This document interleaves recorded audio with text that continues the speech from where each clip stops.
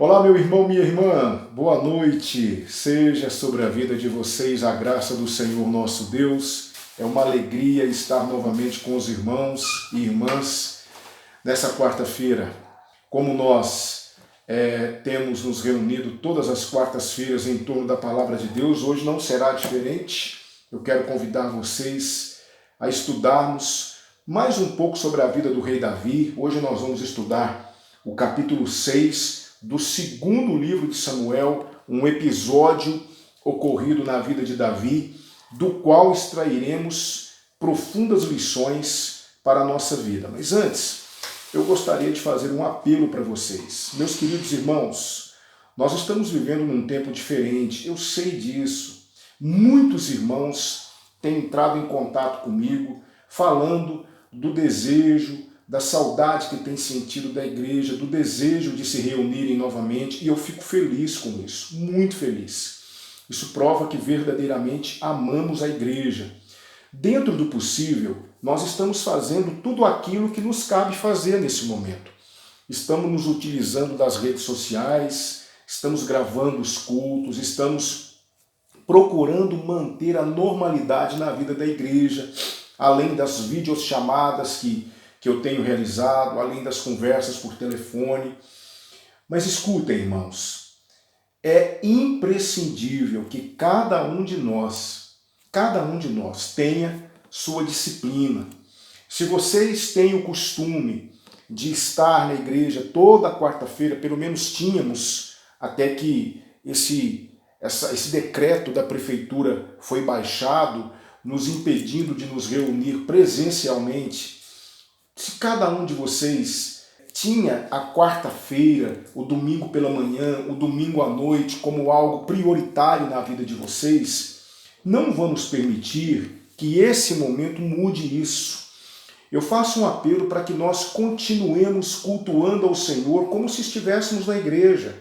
Que nós separemos esse horário de quarta-feira à noite, o horário de domingo de manhã, o horário de domingo à noite, para continuarmos cultuando ao Senhor. Eu sei que nós temos a comodidade de ver esse culto em qualquer horário.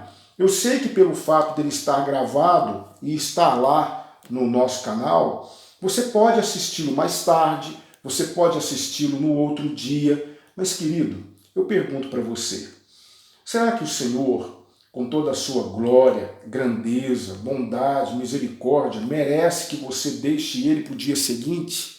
Será que realmente é justo que nós deixemos o Senhor para amanhã, ou para amanhã à tarde, ou para quem sabe na sexta-feira?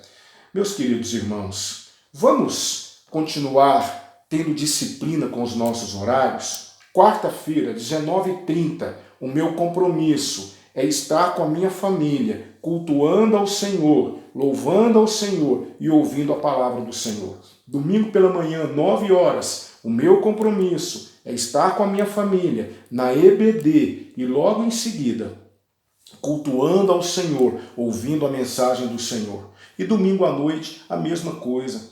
Tudo que Satanás quer, irmãos, é que nós deixemos de cultuar o Senhor. Eu te pergunto, por quê? Não estamos diante do nosso aparelho de televisão ou diante do nosso celular na quarta-feira. O que pode ser mais importante do que o culto ao Senhor na quarta-feira, 19h30, ou do que no domingo pela manhã, às 9h, e domingo à noite, às 19h30? Não é porque nós não estamos nos reunindo de forma presencial que nós vamos deixar de cultuar ao Senhor. Por isso eu faço esse apelo para você. Mantenha-se ligado, mantenha-se disciplinado durante esse tempo. Compromisso com o Senhor continua sendo compromisso com o Senhor. Eu repito, eu sei que você pode ter a comunidade de assistir esse culto em outro horário, mas será que isso é justo diante do Senhor? Será que isso é o correto a se fazer? Será que deixar o Senhor para depois é a melhor escolha? Eu faço esse apelo para vocês. Pensem nisso com carinho. Eu faço esse apelo porque eu me preocupo com a vida espiritual de vocês, eu me preocupo com a vida da igreja nesse momento. Então, vamos continuar mantendo os nossos horários, mantendo a nossa disciplina. Às vezes, quando eu posto o culto às 19h30, depois que o culto termina, eu vou lá no YouTube ver quantas visualizações e eu me entristeço. Por quê? Porque tenho 50, 60 visualizações. Onde está o restante da igreja? Por que que o restante da igreja não está lá assistindo aquele vídeo, sendo que na minha lista de transmissão eu tenho 221 contatos? Eu mando esse vídeo para 221 pessoas da igreja, mas eu tenho 50, 60 visualizações. Querido, eu estou fazendo a minha parte. Eu e minha esposa estamos nos esforçando ao máximo para editar esses vídeos. É claro que não é um trabalho profissional, mas é o trabalho de alguém que tem se esforçado para proporcionar à igreja esse momento com o Senhor. Então, eu não sei se você está deixando de ver os nossos vídeos, está assistindo vídeos de outras igrejas. Eu não vou entrar no mérito da questão, eu não vou julgar você, mas eu gostaria que você estivesse em culto ao Senhor, que você participasse conosco. Eu tenho visto as visualizações e eu fico preocupado, porque eu fico pensando, o que será que a maioria dos membros da igreja estão fazendo agora de tão importante que não estão cultuando ao Senhor? Então eu quero que você reflita sobre isso, que você pense sobre isso com carinho. Não é um puxão de orelhas, não é uma exortação, é um pedido para que nós não baixemos a guarda, para que nós verdadeiramente vigiemos. Tudo que Satanás quer é nos impedir de cultuar ao Senhor. Amém? Hoje eu quero pensar com vocês aqui no segundo livro de Samuel, no capítulo 6. Nós já pregamos sobre isso na igreja recentemente, quando falamos sobre a religião conceitual, mas eu quero abordar com você hoje outras lições. Eu quero pensar com você outras realidades, outras lições que esse texto tem para nos ensinar, que com certeza abençoarão muito a nossa vida. Mas nesse momento eu quero te convidar para uma oração e logo em seguida nós vamos louvar ao Senhor com o nosso irmão Lucas, membro do nosso ministério de louvor. Vamos orar? Pai Santo, nós te agradecemos pela oportunidade que temos de continuar cultuando ao Senhor, mesmo estando longe uns dos outros. Agradeço ao Senhor por este canal que nos permite estar diante agora da tua igreja, meditando na sua palavra, louvando. Ó Senhor, eu peço que todos aqueles que a partir de agora estarão diante do Senhor em culto possam ser abençoados, possam ser alcançados pela sua graça, pela sua misericórdia, como se estivessem lá na igreja, de forma presencial, e que o teu nome seja glorificado e engrandecido na vida de todos os seus servos. Eu quero te louvar, eu quero te glorificar, eu quero te engrandecer e quero te pedir, Senhor, em nome de Jesus, que se porventura alguém estiver desanimado, estiver abatido, sendo consumido pelo desânimo, que o teu Espírito traga alento para esse coração, para que nós possamos, ó Deus, juntos nos fortalecer no Senhor, na esperança de que em breve tudo isso passará e nós estaremos de volta à nossa rotina normal. Obrigado, Senhor, por tudo e principalmente pelo privilégio que temos de estar diante da sua palavra nesse momento. Aceite agora o louvor que vamos entoar ao Senhor. É a minha oração, em nome do nosso Senhor e Salvador Jesus. Amém. Amém. Graças a Deus. Eu quero te convidar então a louvar ao Senhor agora com o nosso irmão Lucas. Daqui a pouquinho nós voltamos e vamos meditar nesse texto tão relevante para a nossa vida.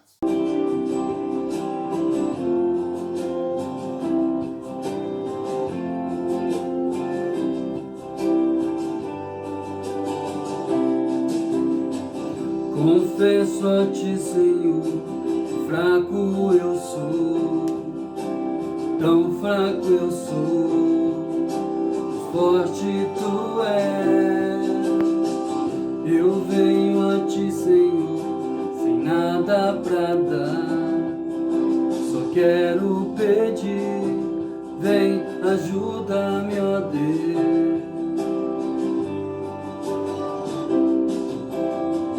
Confesso a ti, Senhor, fraco eu sou, tão fraco eu sou, mas forte tu és. Eu venho a ti, Senhor, sem nada pra dar, só quero pedir, vem, ajuda-me, ó Deus.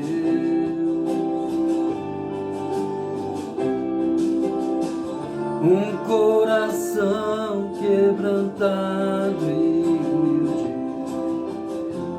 não rejeita, Senhor. Estenda a mim tua graça e deixe teu amor fluir.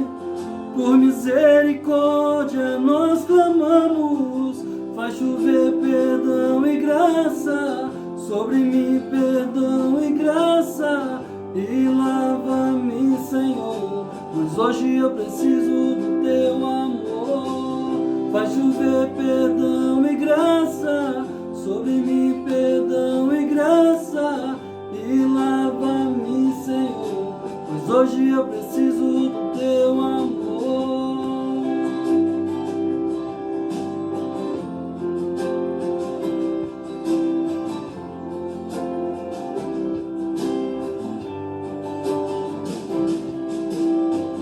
Confesso a ti, Senhor, que fraco eu sou, tão fraco eu sou, mas forte tu és.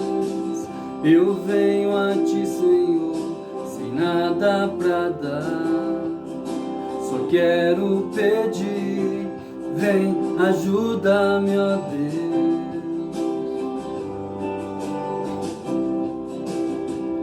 Um coração quebrantado e humilde não rejeita, Senhor. Estenda-me tua graça e deixe teu amor fluir. Por misericórdia nós clamamos, faz chover perdão e graça sobre mim, perdão e graça, e lava-me, Senhor, pois hoje eu preciso do teu amor.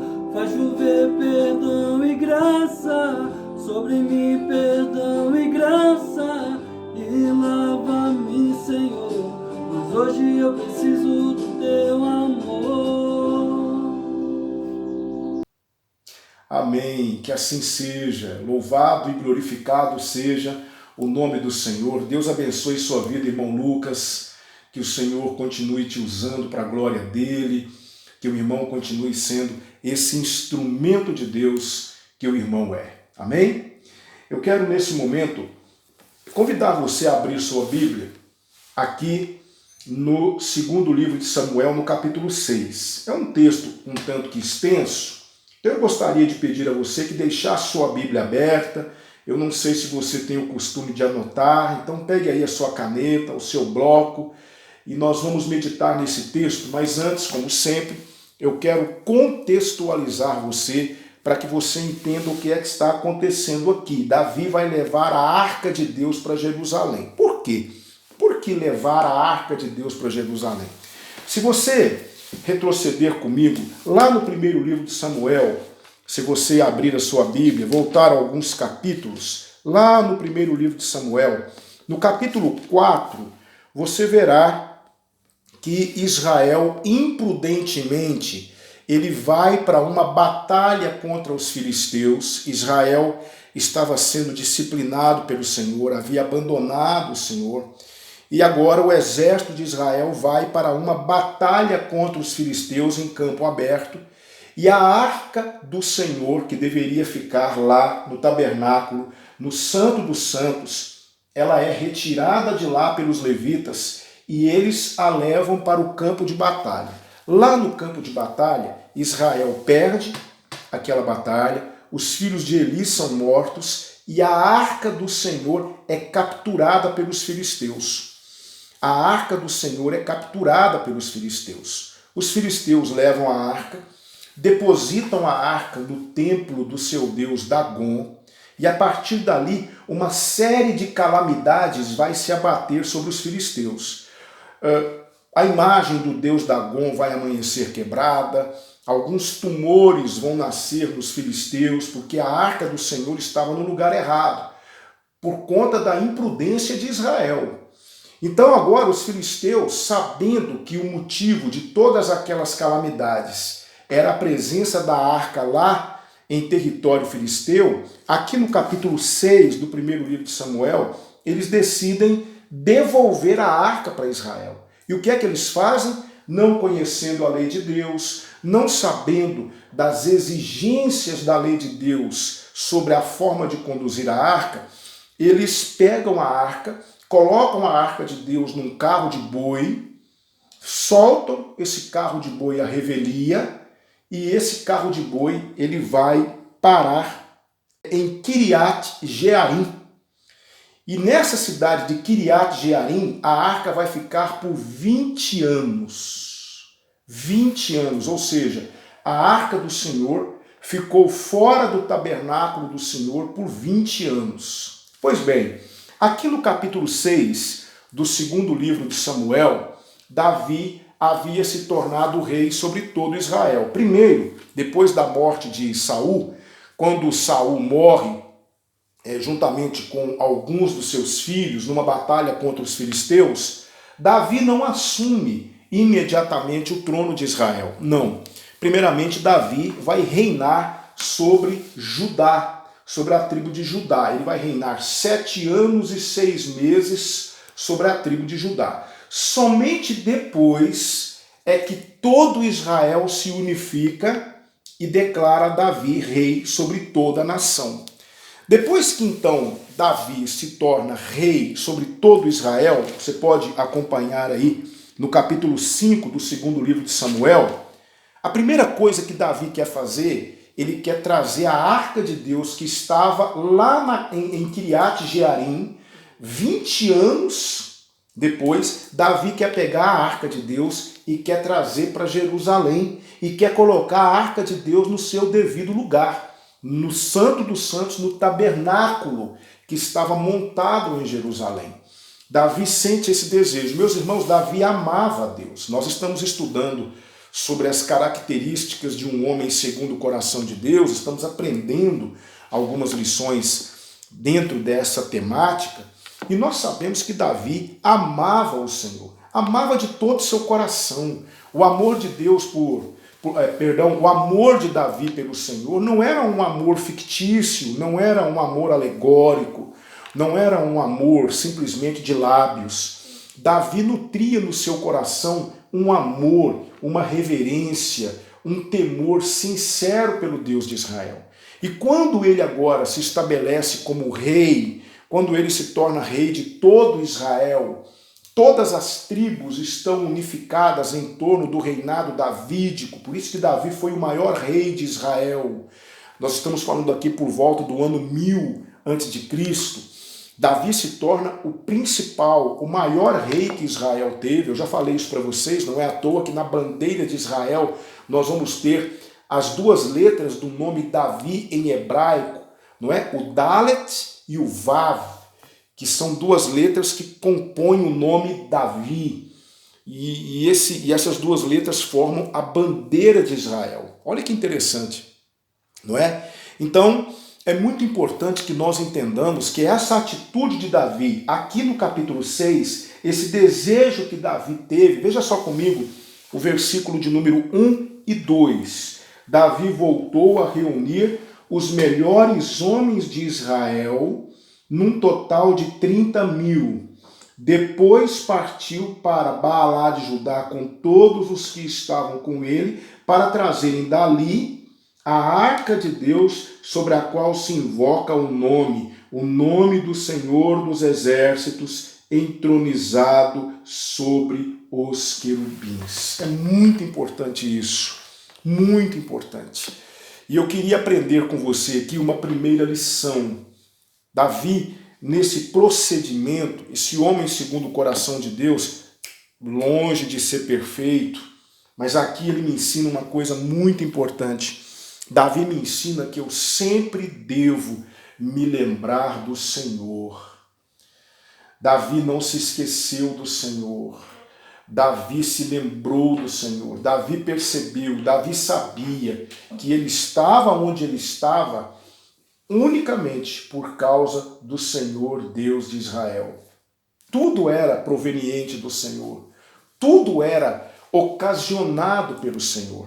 E agora, ao estar estabelecido no trono de Israel, como havia sido profetizado e havia sido dito por Samuel anos antes, quando ele foi ungido lá na casa de Jessé, seu pai, Davi sabia que o que estava acontecendo, o seu estabelecimento como rei de Israel, era obra do Senhor, e ele se lembra do Senhor. E a maneira como ele se lembra, a maneira como ele vai manifestar a sua gratidão ao Senhor, é pegando a arca de Deus e levando para Jerusalém. Pegando a arca do Senhor, que estava fora do seu lugar por aproximadamente 20 anos, e levando a arca para o seu lugar de direito. Meus irmãos, que coisa maravilhosa. Eu quero perguntar para você, e eu sempre me incluo nessas perguntas. O que é que você faz quando você recebe uma bênção do Senhor? Qual tem sido a sua postura quando Deus te abençoa com algo maravilhoso? O que é que você faz quando você chega do supermercado e você coloca todos os elementos que você comprou nos seus respectivos lugares? Você abre a sua geladeira e você coloca lá a manteiga, você coloca o leite, você coloca as frutas, as verduras.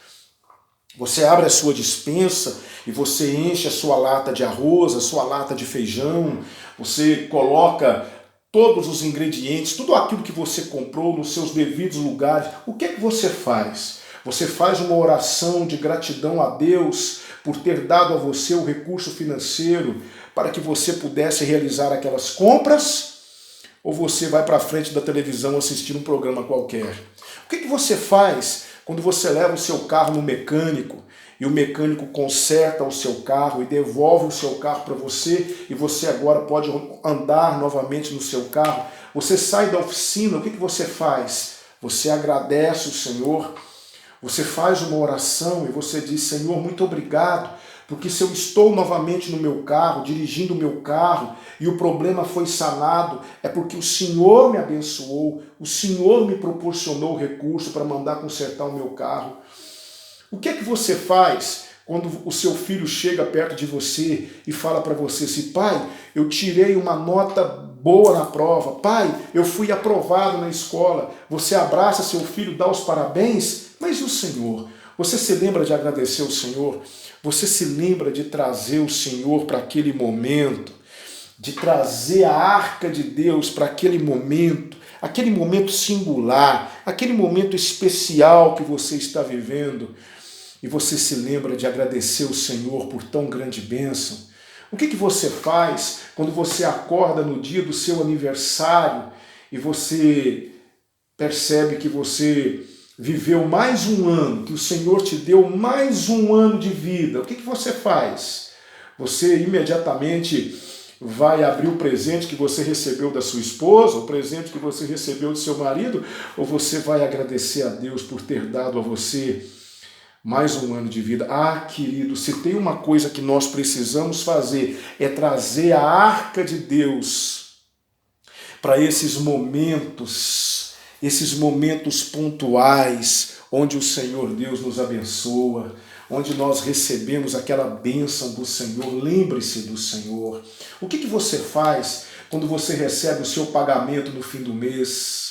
Quando você recebe o seu contra-cheque, quando você percebe que o seu pagamento foi depositado no banco, o que você faz? Você vai pagar as suas contas primeiro? Você vai querer saber como saldar todas as suas dívidas primeiro? E se sobrar alguma coisa, eu vou dar uma oferta na igreja para o Senhor? Ou você se lembra de tirar a 10ª parte para o Senhor como prova da sua gratidão a Deus? como prova de que você está trazendo a arca de Deus para aquele momento. Quando você vai na boca do caixa eletrônico e você recebe o seu pagamento, a arca de Deus está ali com você, você trouxe Deus para aquele momento, você está permitindo que Deus participe desse momento de regozijo com você.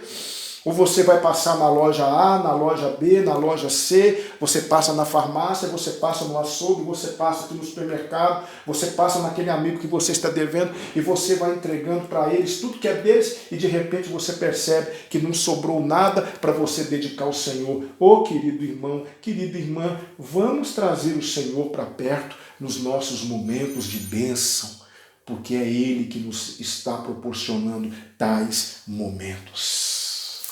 O que é que nós fazemos? Eu pergunto para você.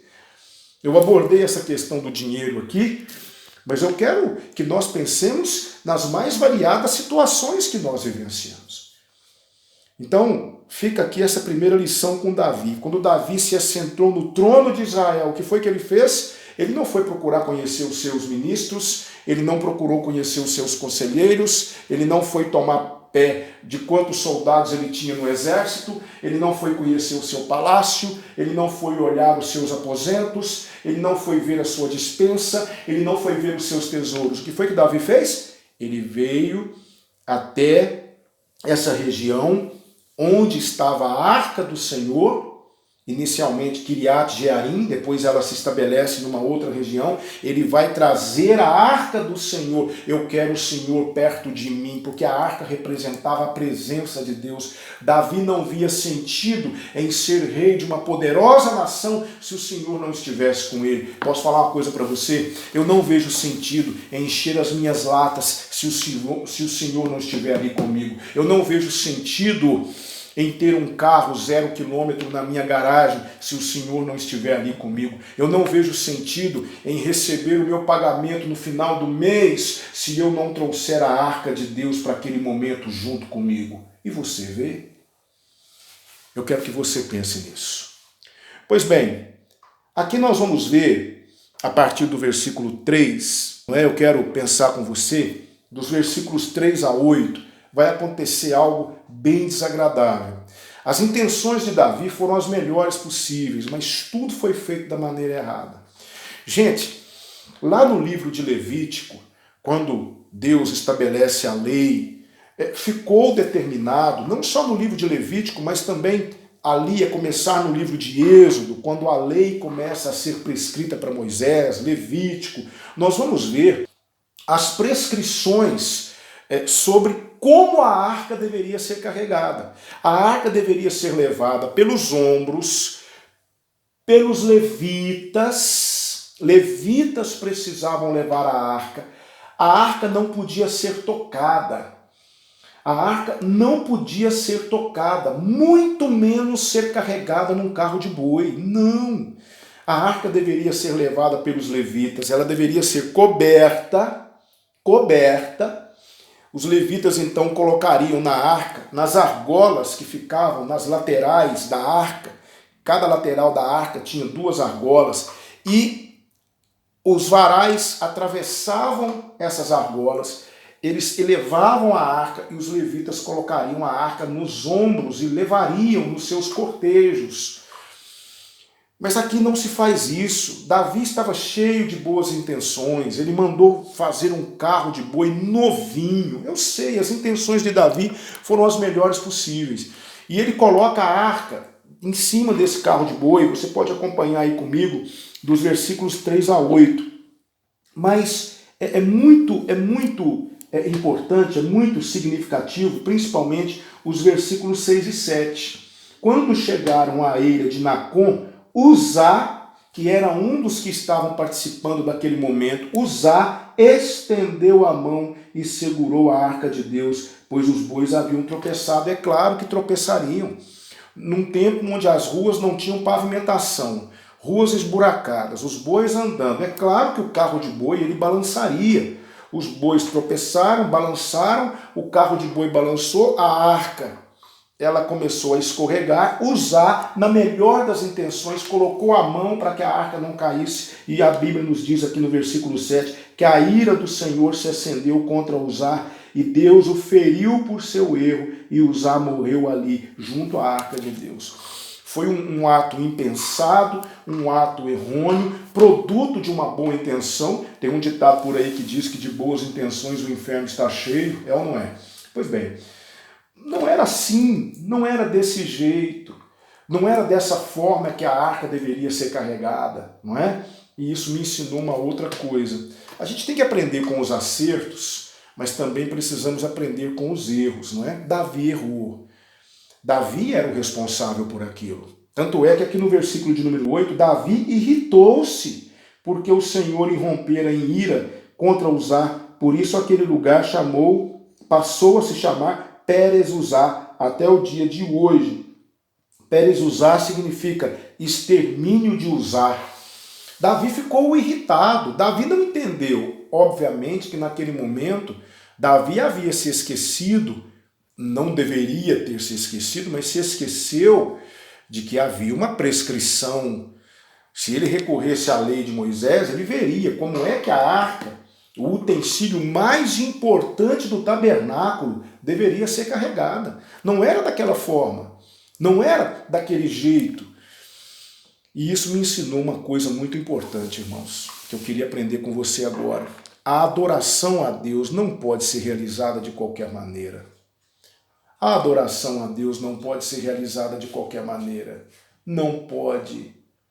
Eu não posso adorar a Deus de qualquer forma. Não posso adorar a Deus da maneira como eu acho ser certo.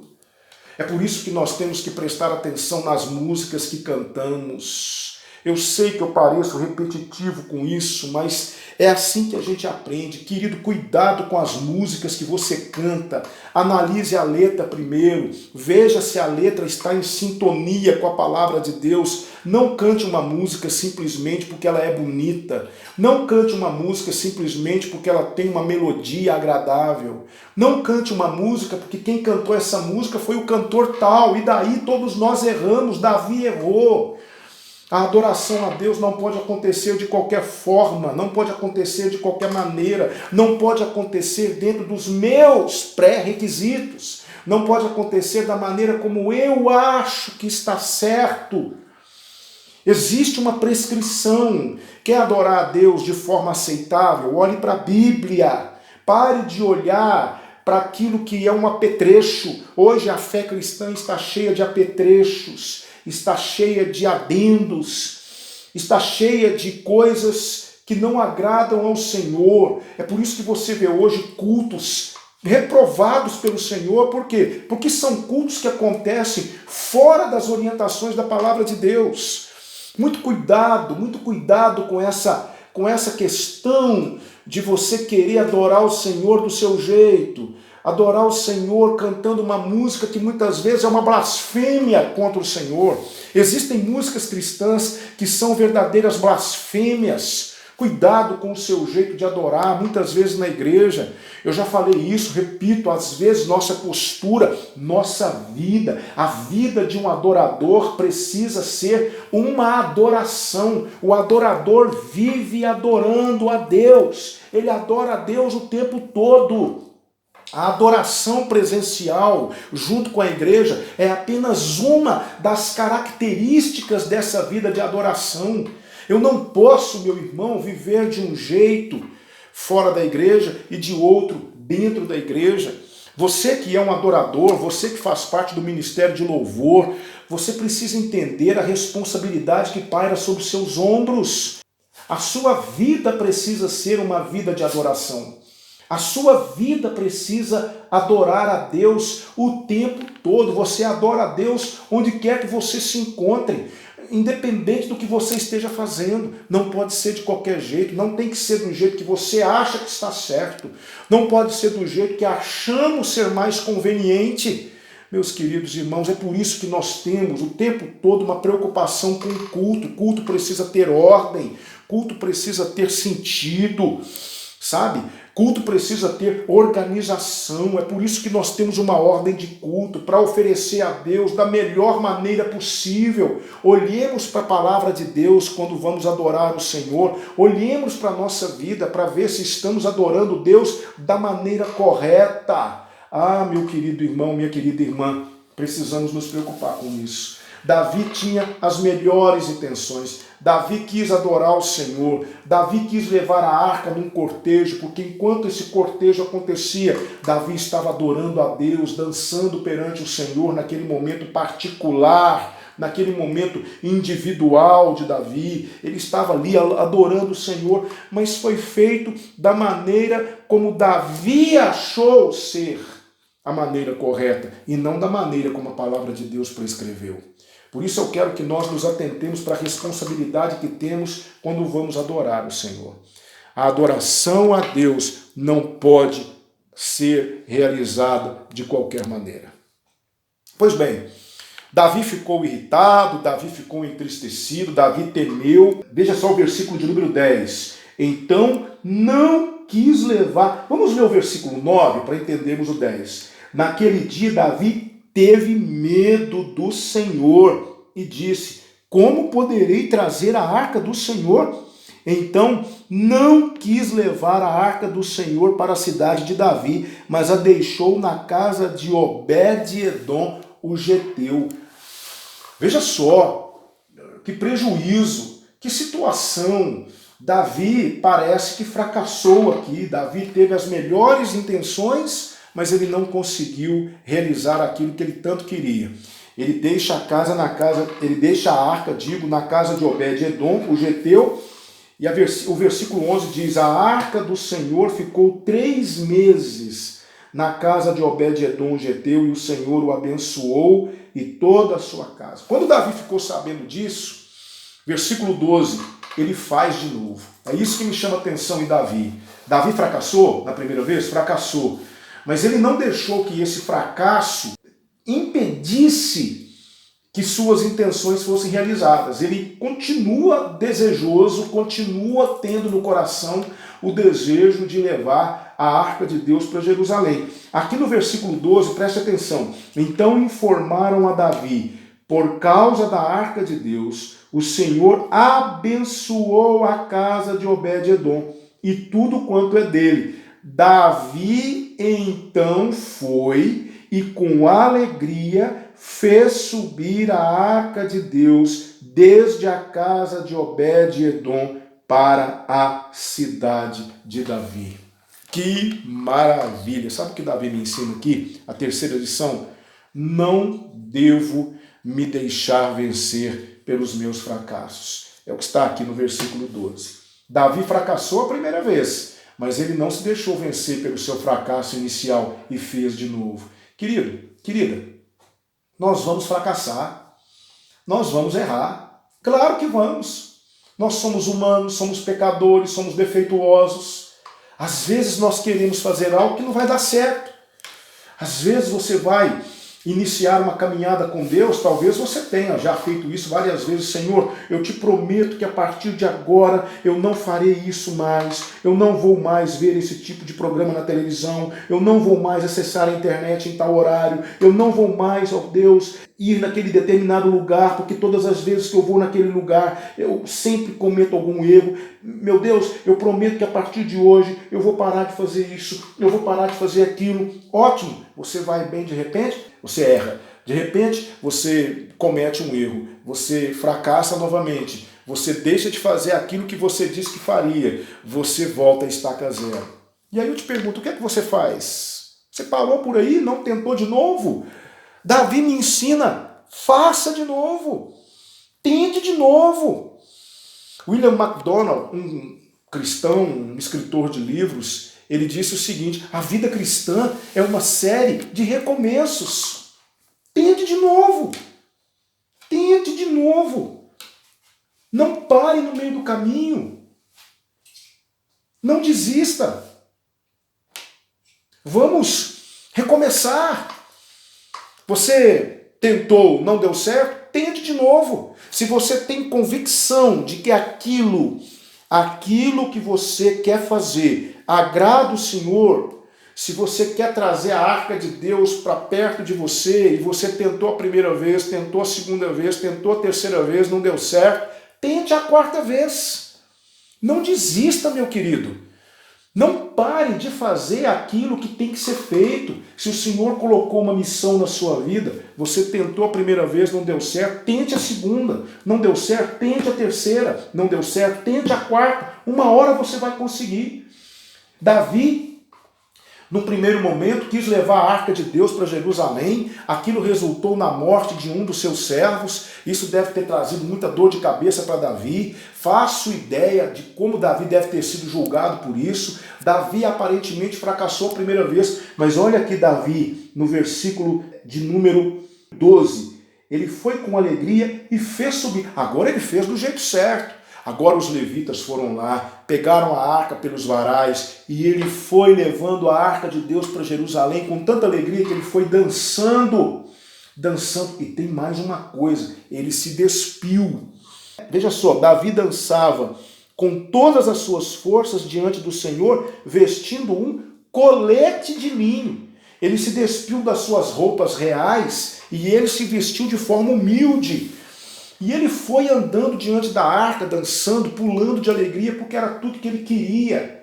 Davi amava o Senhor, lembra? Davi, ele se lembrava do Senhor o tempo todo. O tempo todo Davi queria o Senhor perto dele. Mas ele tentou a primeira vez, não deu certo.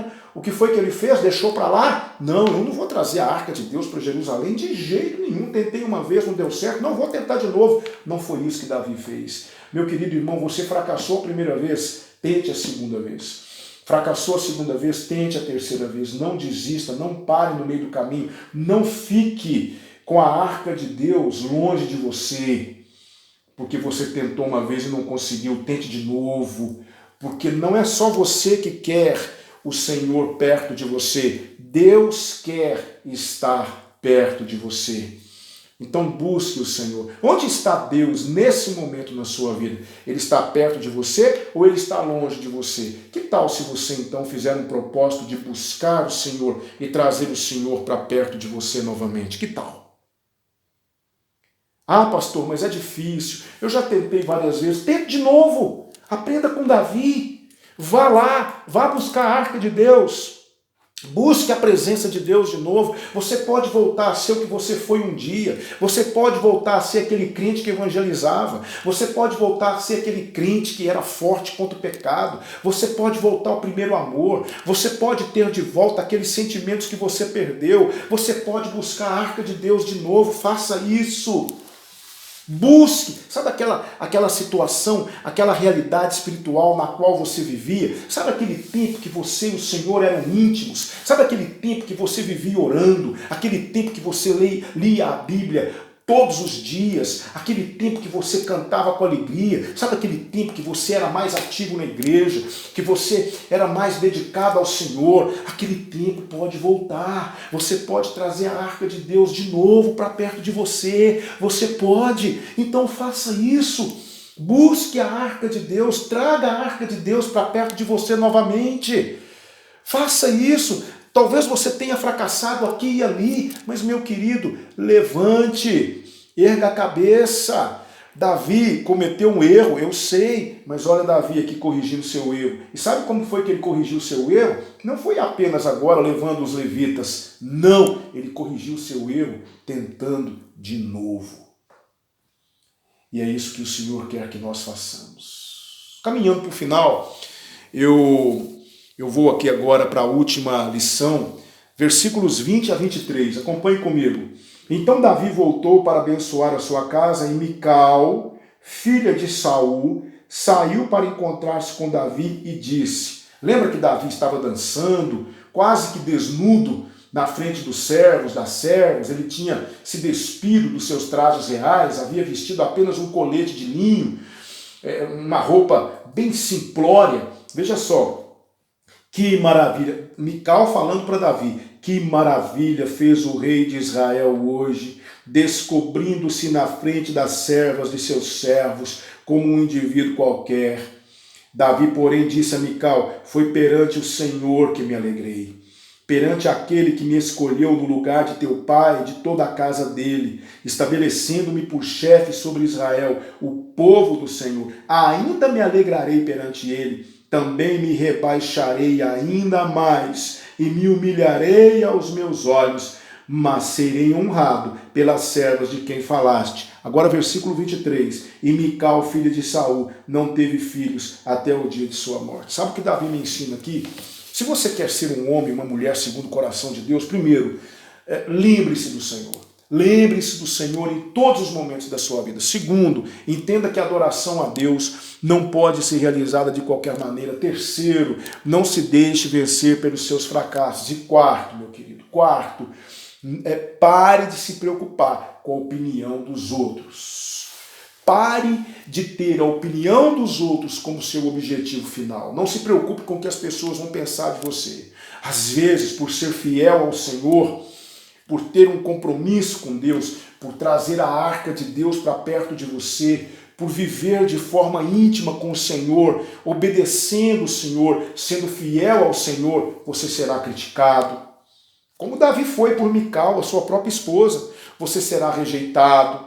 As pessoas não quererão estar perto de você, você será criticado na sua escola. As pessoas vão olhar para você, os seus amigos de escola, e vão dizer assim: você é muito chato.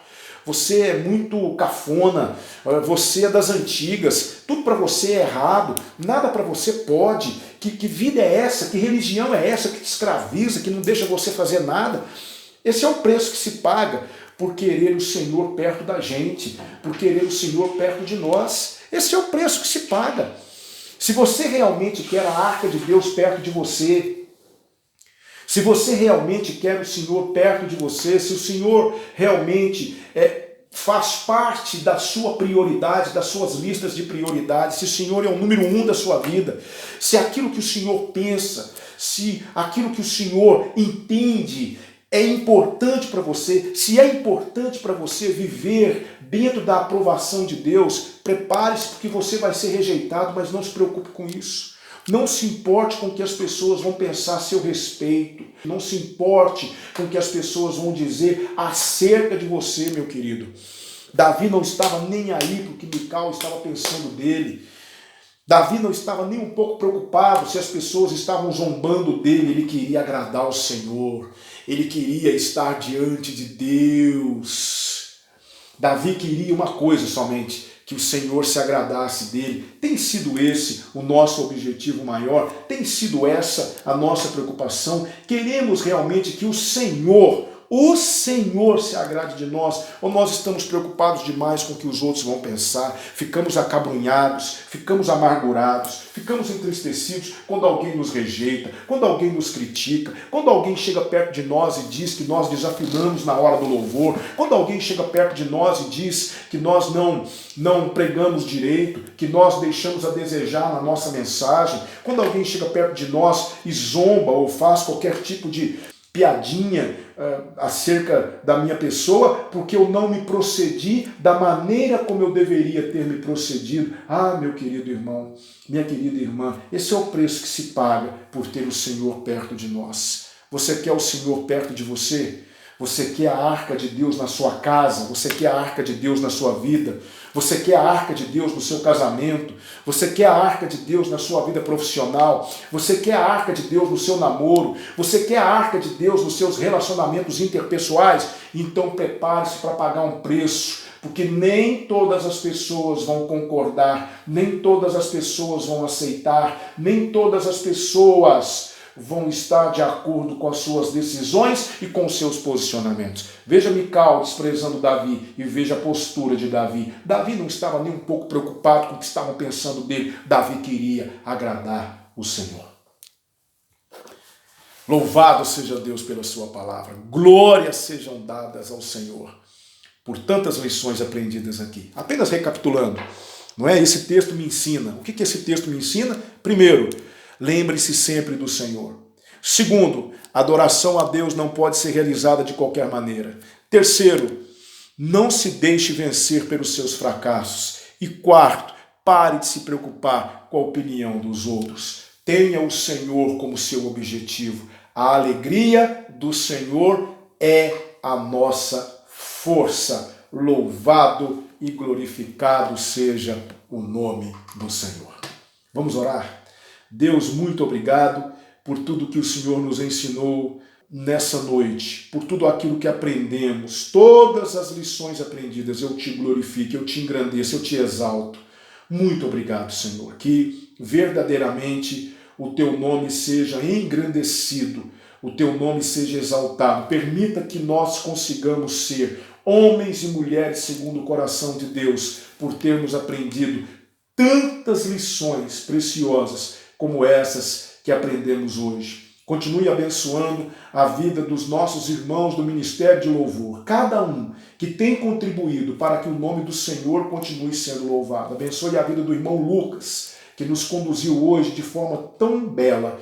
Que o Senhor continue abençoando o teu servo e todo esse ministério que tem entendido o seu papel diante do Senhor. Ó Senhor, em nome de Jesus, nós queremos o Senhor perto de nós em todos os momentos. Queremos a arca do Senhor no nosso coração. Não importam o que vão pensar a nosso respeito. Nós queremos que o Senhor se agrade de nós. Que assim seja. É nossa oração. Em nome do Senhor Jesus. Amém. Amém. Glória ao Senhor. Meu querido, eu quero desejar para você, minha irmã, meu irmão, uma noite de quarta-feira abençoada. Ainda temos um restante de quarta-feira para usufruir. E convido vocês para estarmos juntos nesse domingo em nossa Escola Bíblica Dominical às 9 horas, culto às 10 horas e à noite às 19h30. Que o Senhor abençoe a vida de vocês. Fiquem na paz do Senhor.